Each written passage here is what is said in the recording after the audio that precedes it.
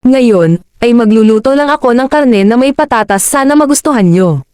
Magsisimula ako sa pamamagitan ng paghiwa ng 3 malalaking patatas sa manipis na piraso gaya nito. Pagkatapos, sa isang baking dish, maglagay ako ng olive oil. Ilagay ko ang mga patatas na hiniwa at ihanay ang mga ito sa baking dish. Magmix din ako ng 3 kutsara ng unsalted butter, 1 kutsarita ng asin, 1 pinch ng black pepper, kalahating kutsarita ng paprika, at kalahating kutsarita ng chimichurri. Pagkatapos ay ikalat ko ang butter paste na ito sa buong patatas. At ilagay ito sa isang preheated oven sa 350 degrees Fahrenheit sa loob ng 40 minuto. Maghiwa din ako ng 1 kilo ng karne na gusto ko. At maghiwa din ng 1 sibuyas. Idagdag ang lahat ng sibuyas na ito sa karne.